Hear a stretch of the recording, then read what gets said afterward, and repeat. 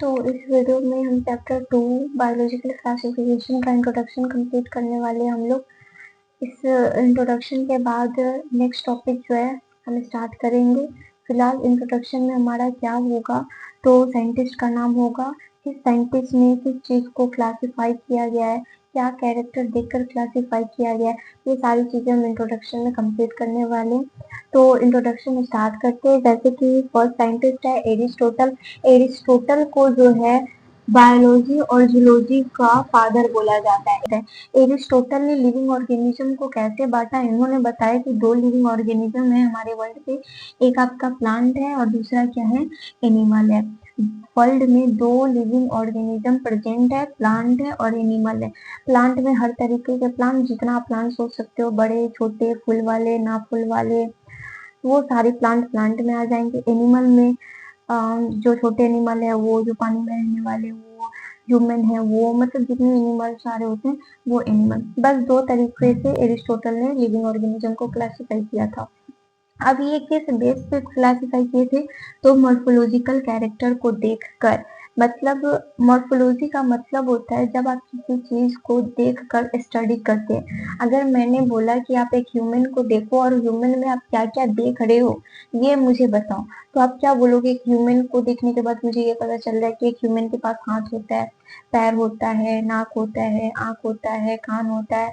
अगर मैं फिर बोलूँ कि आप एक प्लांट को देखो और प्लांट को देखकर बताओ कि प्लांट में क्या क्या होता है, तो आप बोलोगे फूल होता है, फल होता है, टहनियाँ होती है, पत्तियां होती है। मतलब आप देख करके तब बता रहे हो। तो जब देख करके तब स्टडी किया जाता है तो उसे हम बोलते हैं मॉर्फोलॉजी। ठीक है, तो एरिस्टोटल जो है यही काम किए थे प्लांट और एनिमल के साथ। प्लांट को पहले देखा, फिर उसे क्लासिफाई किए। एनिमल को पहले देखे कि किन किन तरीके का एनिमल प्रेजेंट है वर्ल्ड में, फिर उसे क्या किया, क्लासिफाई किए। जब इन्होंने प्लांट में देखा तो प्लांट में पाया कि तीन तरीके के प्लांट पाए जाते हैं। एक ट्री, मतलब जो बड़े बड़े पेड़ पौधे होते हैं उसे ट्री में रखा गया। एक आपका श्रब्स और दूसरा क्या है, हर्ब्स। श्रब्स मतलब कि जो झाड़ियां वाले पेड़ पौधे होते हैं वो, हर्ब्स मतलब जो औषधि वाले पेड़ पौधे होते हैं वो। तो इन्होंने देखा कि प्लांट में तीन तरीके के प्लांट होते हैं, एक ट्रीज होता है, श्रब्स होता है और हर्ब्स होता है। एनिमल में इन्होंने क्या देखा एरिस्टोटल ने, तो एनिमल को इन्होंने दो ग्रुप में डिवाइड किया। Animals divided into two groups.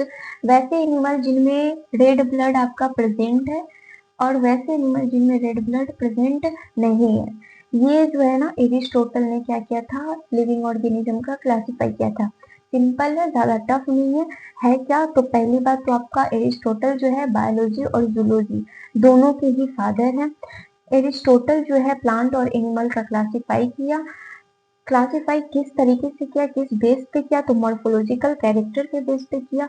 मतलब प्लांट और एनिमल को देखा, उनके कैरेक्टर को पहचाना और उसे क्लासिफाई किया।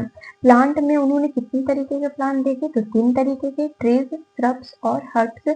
एनिमल का बात करें तो एनिमल में इन्होंने दो ग्रुप बांटा, वैसे एनिमल जिनमें रेड ब्लड प्रेजेंट है एंड वैसे एनिमल जिनमें रेड ब्लड एब्सेंट है। ठीक है, तो ये एरिस्टोटल ने अपने बेस पे क्लासिफाई किए थे। देन उसके बाद जो है आपका साइंटिस्ट आता है लिनियस। लिनियस का पूरा नाम है कारोलस लिनियस।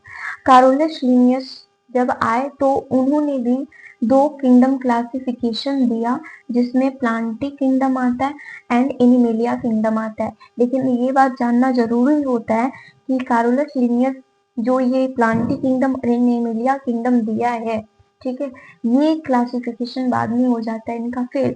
अब रीजन जानना होगा, वो हम अगली वीडियो में करेंगे कि क्यों, किस कारण जो है प्लांटी किंगडम और एनिमिलिया किंगडम का ये लिनियस ने जो बताया है वो फेल हो जाता है। इसके पीछे आखिर रीजन क्या था कि लिनियस का ये क्लासिफिकेशन नहीं माना गया।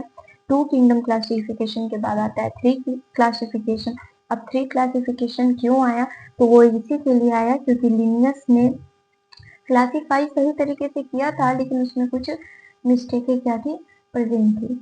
तो हम नेक्स्ट वीडियो में देखेंगे कि लिनियस जो टू किंगडम क्लासिफिकेशन दिए, प्लांटी किंगडम और एनिमेलिया किंगडम, इनमें क्या ऐसी दिक्कतें आई जिसके कारण कारोलस लिनियस का ये क्लासिफिकेशन फेल माना गया। ठीक है, तो फिलहाल अभी हम इतना रहने देते। एरिस्टोटल हमारा पूरा कंप्लीट हो चुका है। कारोलस लिनियस का भी हम बस जाने कि इनका 2 किंगडम क्लासिफिकेशन होता है, प्लांटिक किंगडम और एनिमेलिया किंगडम। बट ये हम बता दिए कि लिनियस का जो ये क्लासिफिकेशन है वो फेल हो जाता है। नेक्स्ट वीडियो में हम जानेंगे कि फेल होने के पीछे रीजन क्या था। ठीक है।